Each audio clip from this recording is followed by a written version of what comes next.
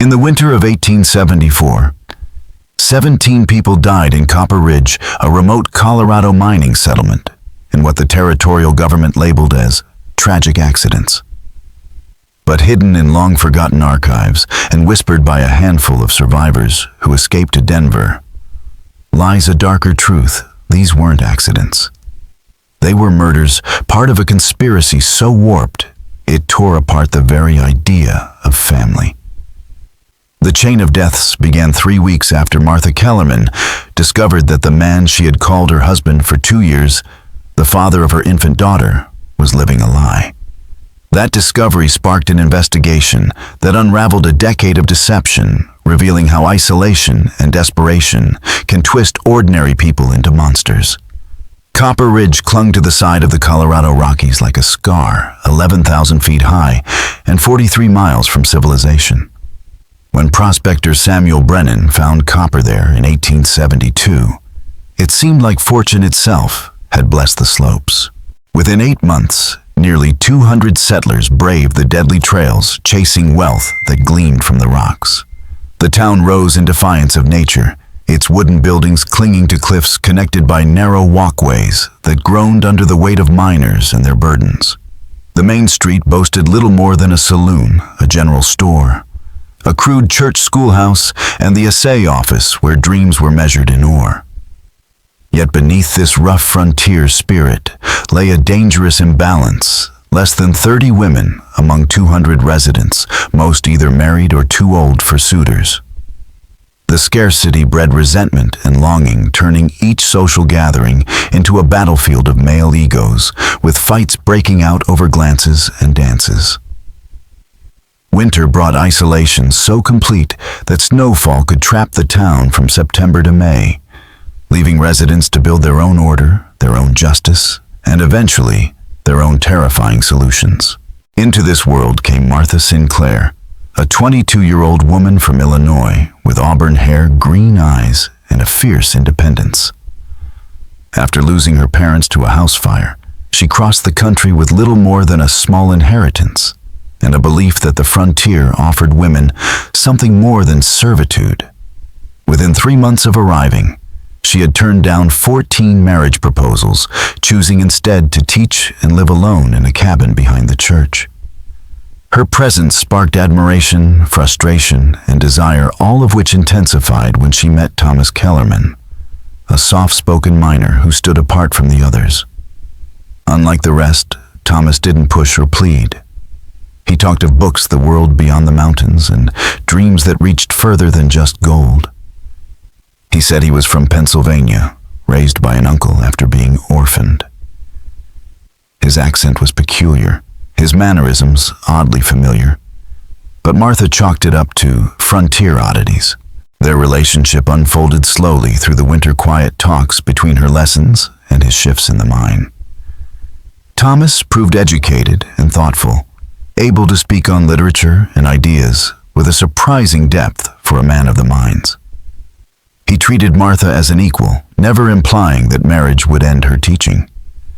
They wed in April 1873, a rare joyous occasion for the entire community. Martha wore a Denver-ordered dress, and Thomas stood proudly in the finest suit the territory could offer. Their marriage began like a dream. Thomas was kind, attentive, and their cabin felt like a peaceful island in a sea of hardship. When Martha became pregnant, joy filled their lives. Yet in quiet moments, unease crept in. Sometimes she'd catch him watching her with a look she couldn't define. Not lust, not love, but something deeper, darker. He avoided questions about his past, cutting off conversations when they strayed too close. And there were nights when she'd wake to find him at the window, staring into the moonlit wilderness with eyes full of sorrow that chilled her to the core. In the harsh realities of Copper Ridge, Martha dismissed her unease as the natural strain of marriage and frontier life. Everyone in that remote mining town had come to escape something, and secrets were a part of survival. So she told herself that Thomas's silence about his past was no different than anyone else's. Their daughter Elizabeth was born during a savage February blizzard in 1874. The delivery was harrowing, made worse by the thin air and lack of medical help. For 3 days, Martha drifted between life and death, while Thomas refused aid, pacing the cabin in a near-manic state. During her recovery, grateful to be alive, but fragile, Martha's world began to unravel. It started with a simple accident. On March 15th, while making space for the baby's cradle, she knocked over a wooden box Thomas had always kept to himself. The box hit the floor and burst open, scattering its contents. As Martha gathered the items, coins, a watch, papers, one photograph, stopped her cold. A daguerreotype, old and silver-toned, showed a stern family of 4. A man, a woman, a boy, and a girl. The boy looked unmistakably like Thomas, but the girl was Martha. Not someone who resembled her, a younger version of herself, exactly as she had looked at Eddie about 8 years old. On the back was an inscription, "The Sinclair Family, Chicago, 1859, Robert, Mary, Thomas, and Martha." The truth struck like a hammer blow. Thomas Kellerman was really Thomas Sinclair, her brother long thought dead in the same house fire that had killed their parents. He had faked his death, vanished, and years later married his own sister under a false name. The child they had together, Elizabeth, was the product of incest. At first, Martha tried to deny what she saw. Perhaps she was mistaken. Perhaps grief and loneliness had tricked her. But memory after memory confirmed the truth. His familiar laugh, the tilt of his head, the way he held a carving scar from their childhood. She remembered now their troubled teenage years, his exile to an uncle in Pennsylvania, the silence that followed. The fire had supposedly killed him, but he hadn't been in the house that night. He'd survived and chosen a new life.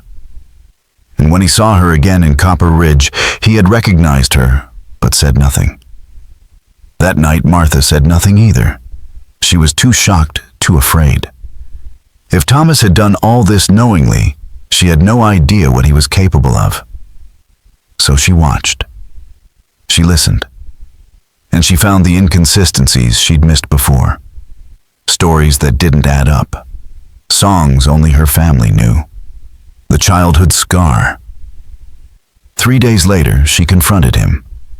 After putting Elizabeth to bed, she placed the photograph on the table and waited. Thomas cycled through emotions, shock, fear, and then calm acceptance. He admitted everything. He hadn't been home the night of the fire. He believed everyone had died. When he saw her in Copper Ridge, he knew her instantly. But instead of revealing himself, he pursued her because, as he confessed with painful honesty, he had loved her since childhood. Not as a brother, but as a man. He'd hoped time and distance would extinguish the feelings, but it hadn't. Seeing her again felt like fate, a second chance. Martha, horrified, called it evil. Their child, she feared, could carry the burden of that sin. But Thomas refused to accept this. To him, their love had been pure. Elizabeth was perfect. He begged Martha not to reveal the truth, and exhausted, still healing, she agreed for the moment. But she had no idea he was already taking steps to protect his secret. 1 week later, the first death occurred. Sarah Henley, a widow and one of Martha's few confidants, slipped on ice near a cliff and died from the fall. The town mourned her, but no one suspected foul play.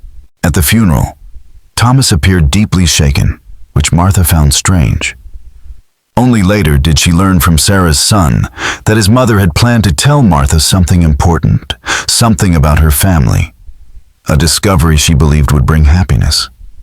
Sarah had changed her mind at the last moment, deciding to wait until morning. David Henley recalled his mother saying it felt like a puzzle where the pieces didn't quite fit. That's when the chill returned. Martha began asking quiet questions. Mrs. Patterson had heard voices near the cliff around the time of the fall.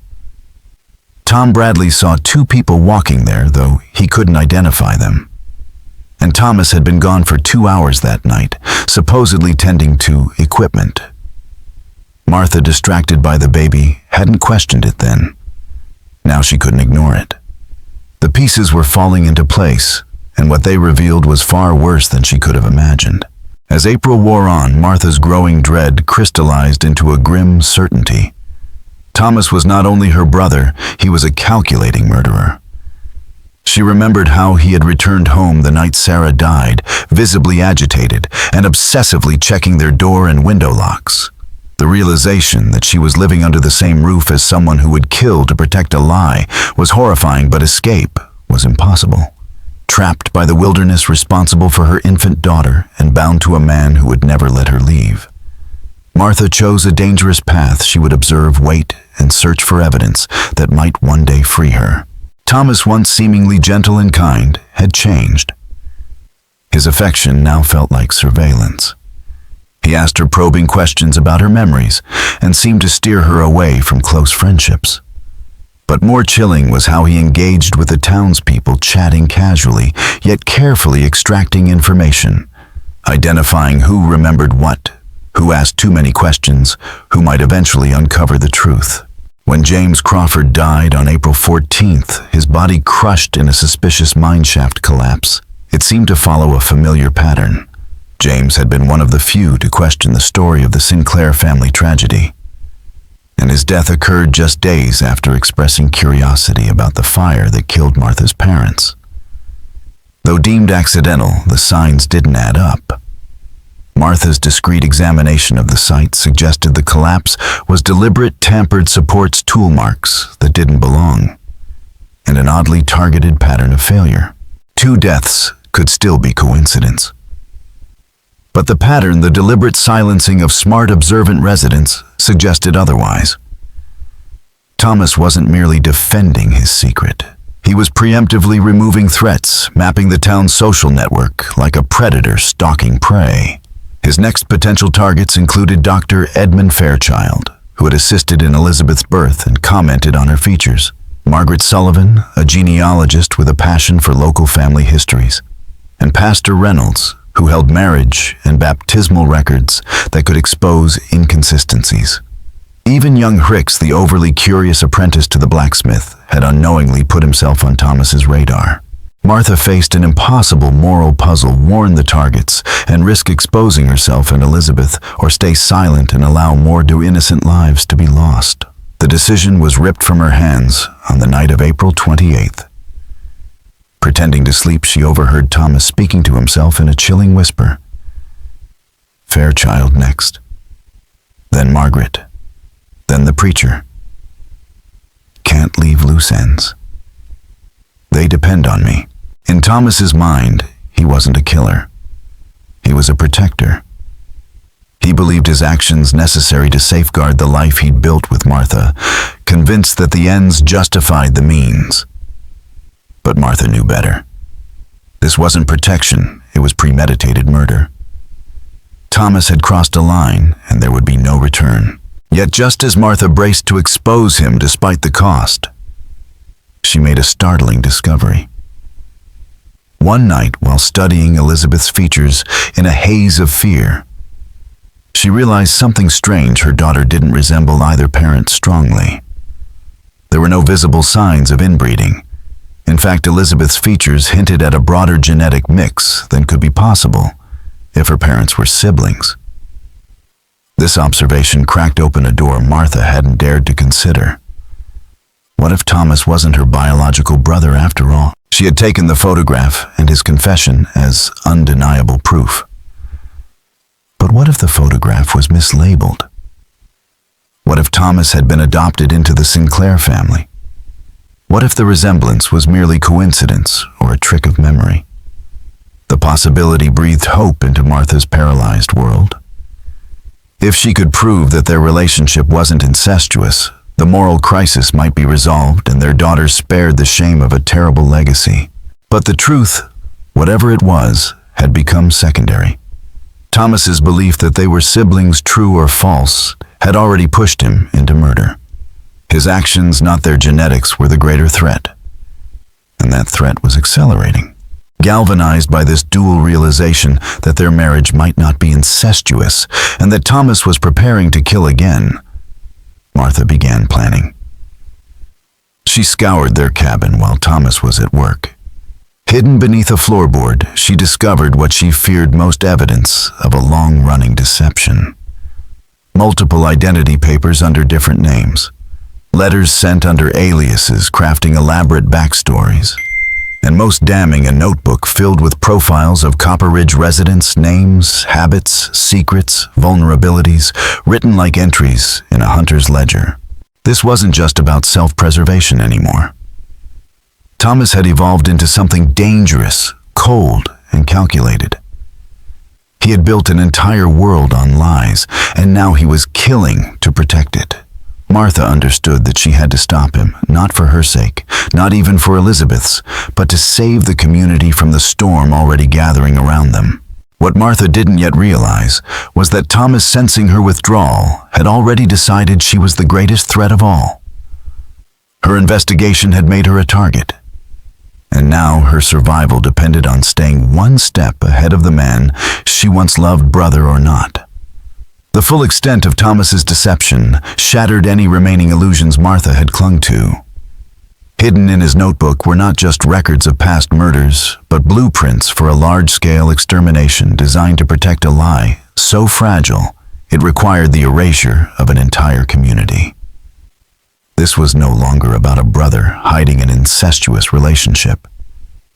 It was about a man who had constructed an alternate reality and was willing to kill anyone who threatened to wake him from it.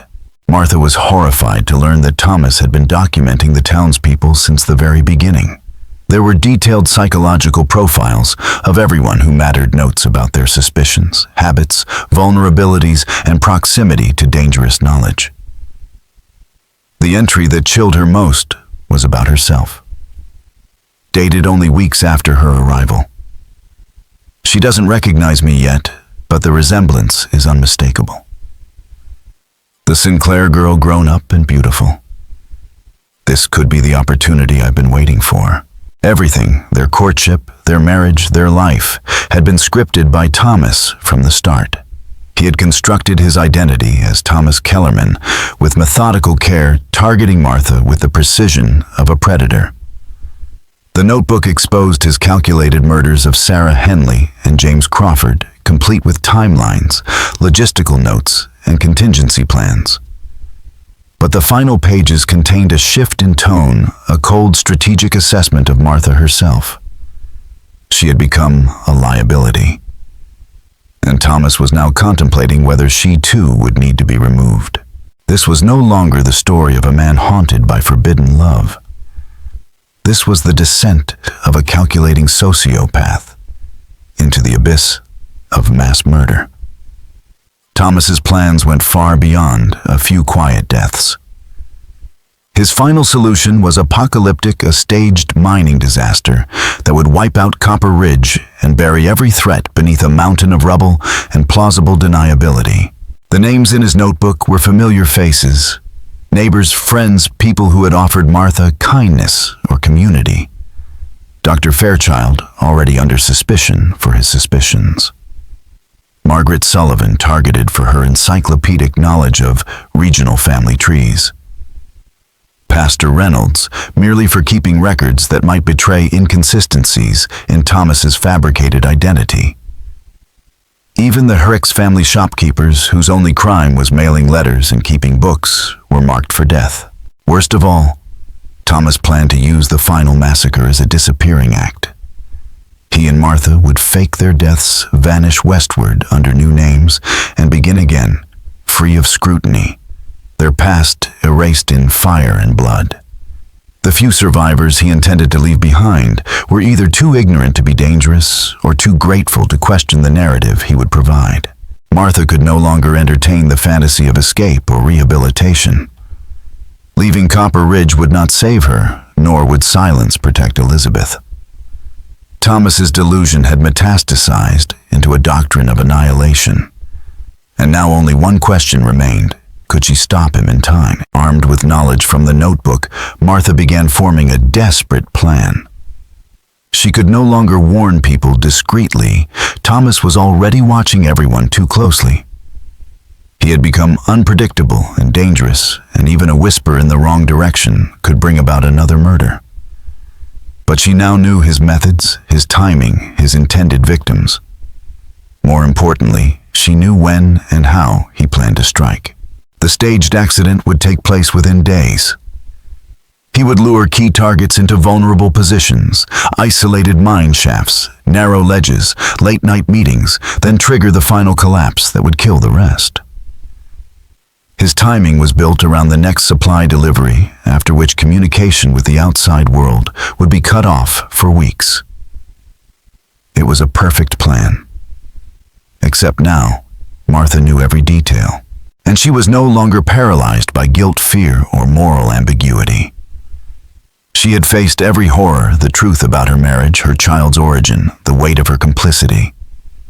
Now, she would become the hunter. Thomas had created the illusion of control, but he had made one fatal mistake. He had underestimated her. In the next 48 hours, Martha would need to act decisively.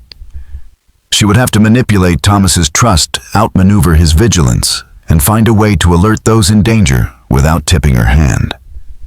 One misstep could lead to a massacre. But if she succeeded, she could destroy his narrative and his grip on Copper Ridge forever. The clock was ticking, and somewhere beneath their quiet cabin among mining tools and false identities, the final act of Thomas Sinclair's twisted drama was about to begin. Martha wasn't just fighting for her life anymore. She was fighting to rewrite the ending. Thomas was no longer simply a murderer, desperate to conceal a shameful secret. He was a professional con man, a cold strategist whose crimes spanned states' identities and lifetimes.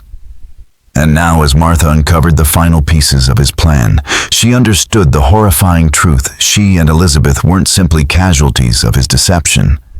They were central to his next chapter. Hidden beneath their bed, wrapped in oilcloth, was the final revelation, a cache of documents, letters, and forged records that charted years of calculated fraud.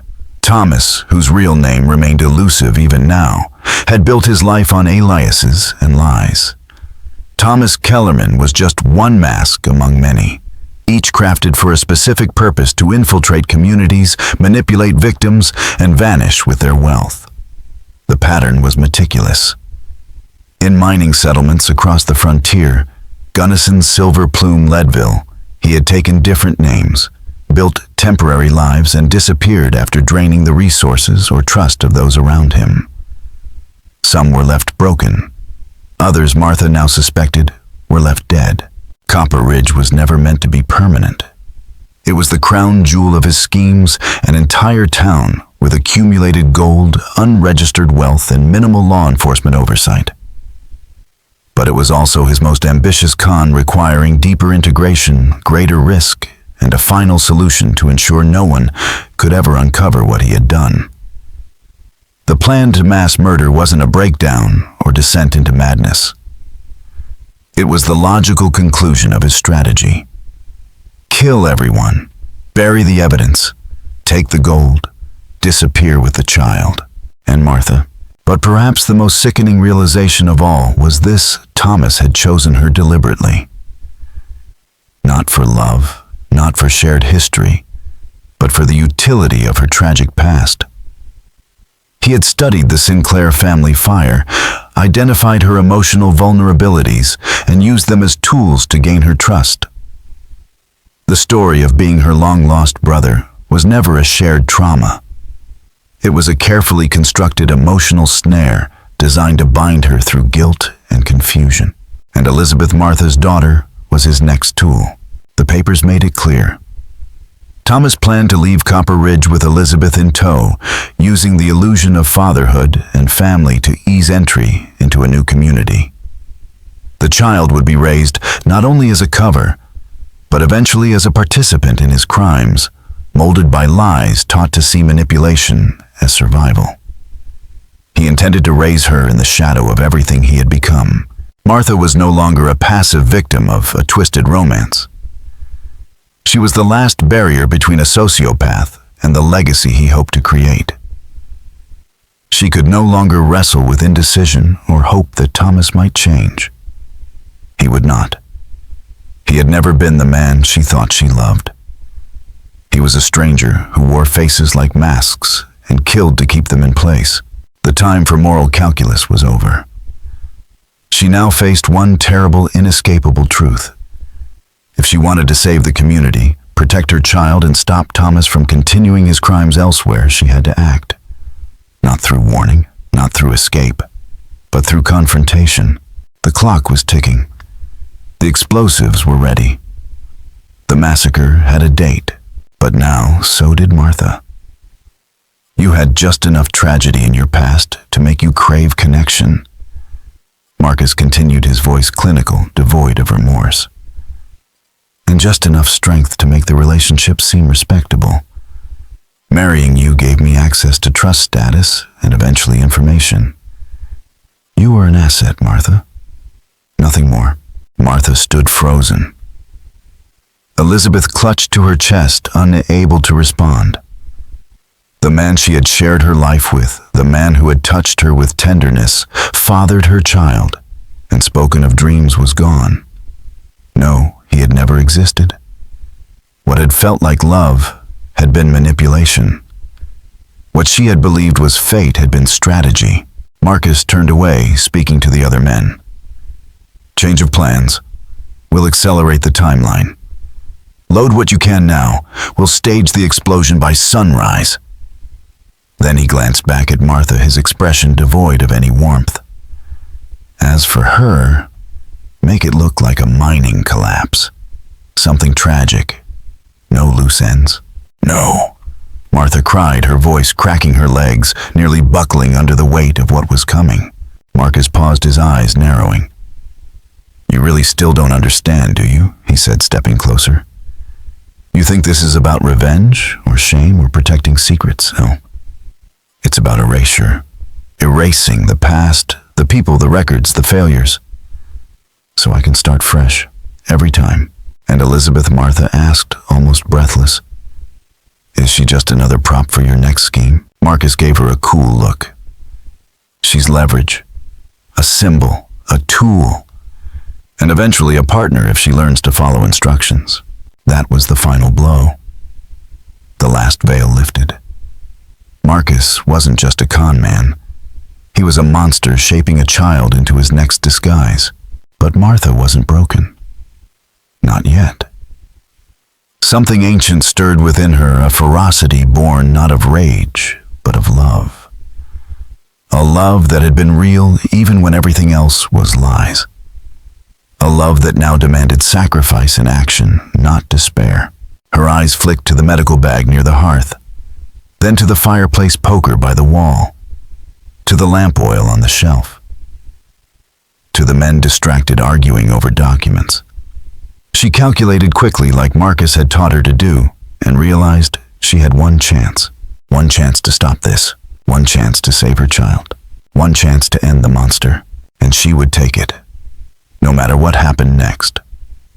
Sheriff Patterson stood just inside the shattered doorway. Revolver steady in both hands, his gaze locked on Marcus Brennan. The cabin smelled of gunpowder blood and kerosene-soaked wood. The flickering lamplight illuminated Martha's terrified face and Elizabeth's soft curls where Marcus held them tight, the baby now whimpering, sensing her mother's fear. You're not walking out of here, Patterson said evenly, his voice low but unwavering. You may have fooled half this territory, but this ends tonight. Marcus's grip on Martha didn't falter.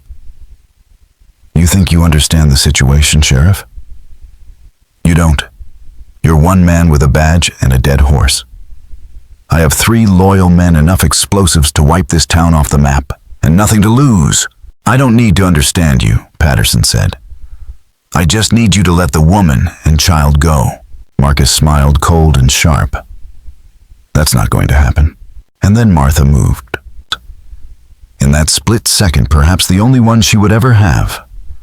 Martha shifted her weight backward, slammed her elbow into Marcus's ribs, and twisted with all the strength she could muster, using the baby as leverage to throw his aim off.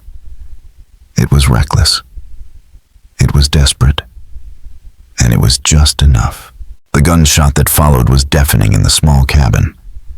It struck the floorboards inches from Elizabeth's feet as Martha dropped low, shielding her child with her body. Patterson fired simultaneously, one shot clean and precise. Marcus staggered back, hit squarely in the shoulder. Chaos erupted. One of the other criminals lunged for cover, while another reached for his rifle. Patterson dove sideways, rolling across the floor as a second shot whizzed past his head, embedding itself in the cabin's back wall. Martha didn't hesitate. Still clutching Elizabeth, she crawled across the floor to Fairchild's desk, overturning it to form a makeshift barricade. The baby screamed, but Martha held her tight, whispering soothing nonsense, as bullets tore through wood and shattered glass. Marcus, wounded but not down, barked orders, light the charges, but the man reaching for the detonator never made it.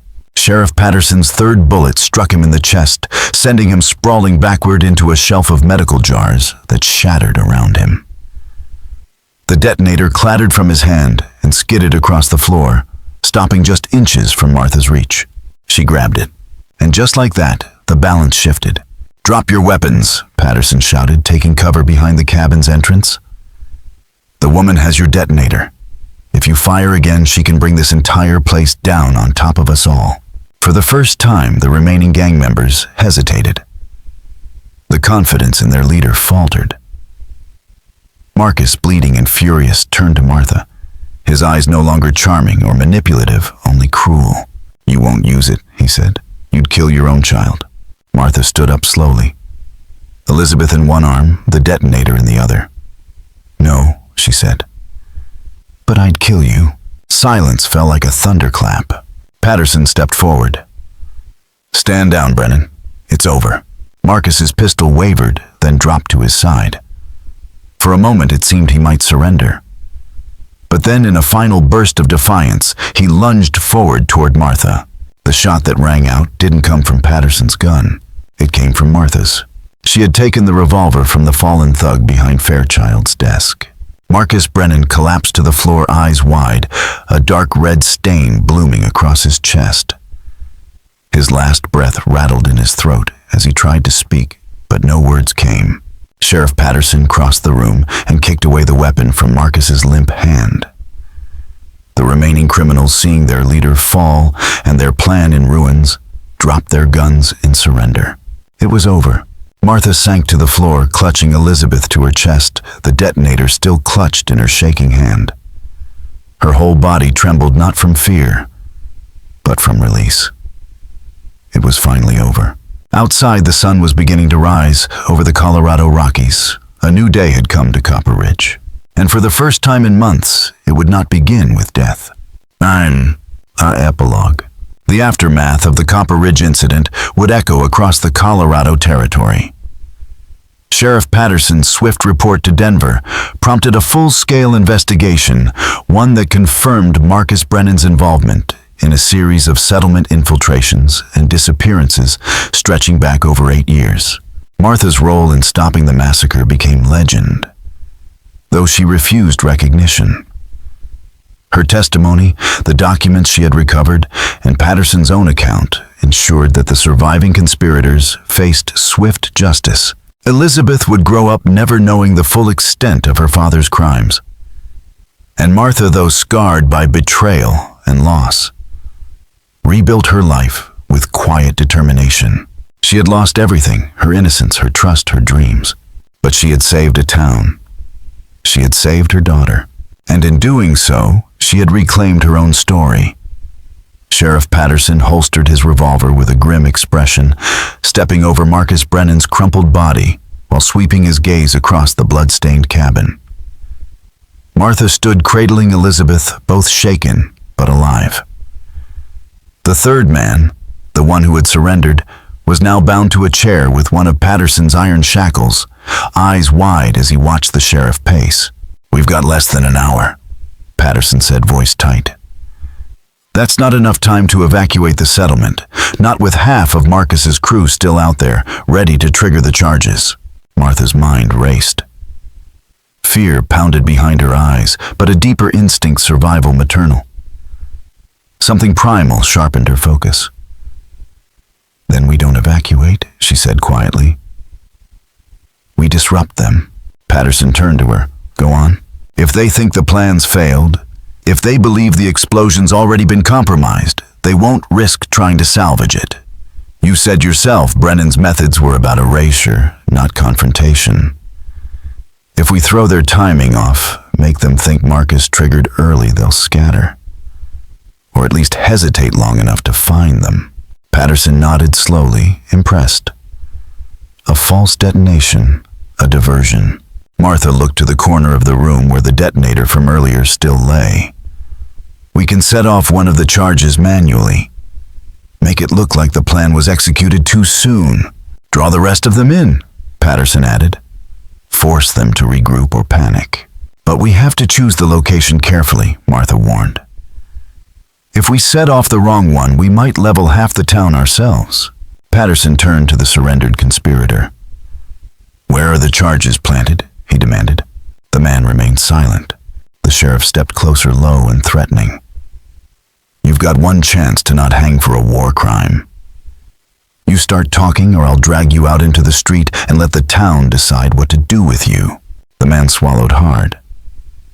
The main shafts, he said quickly. The tunnels under the saloon, the church and the general store. All wired to go at once. That's how it works. Patterson looked to Martha. How confident are you in the stash under your cabin? It's isolated, she said. If we set that one off, the sound and shockwave will convince them it's begun. Patterson didn't hesitate. Then we move. I'll handle the detonation. You gather anyone you trust quietly. We'll need help disabling the other charges once the panic sets in.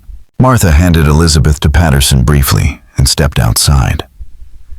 The night air was thin and bitter, the stars cold and indifferent overhead.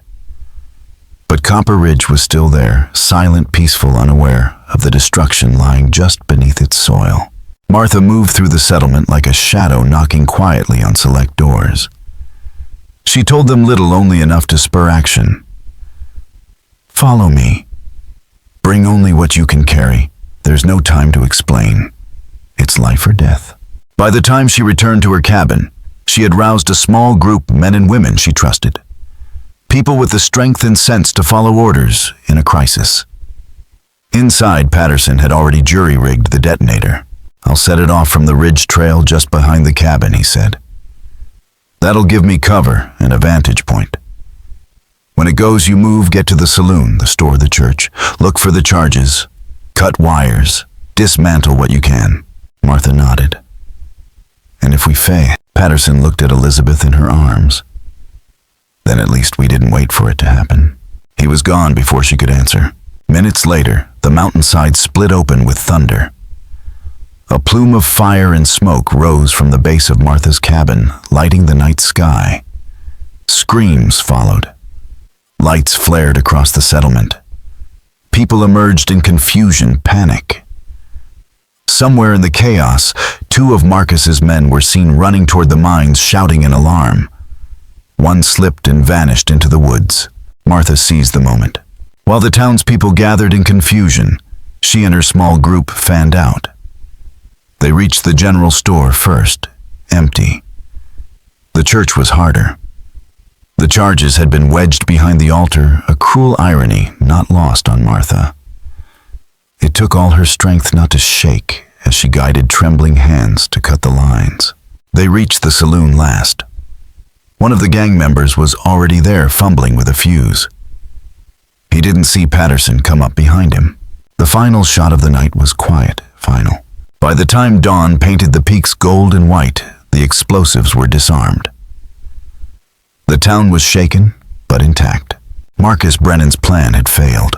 Copper Ridge had survived, and Martha, standing amid the exhausted townspeople with Elizabeth in her arms, finally allowed herself to weep. Not just for what had been lost, but for what had been saved.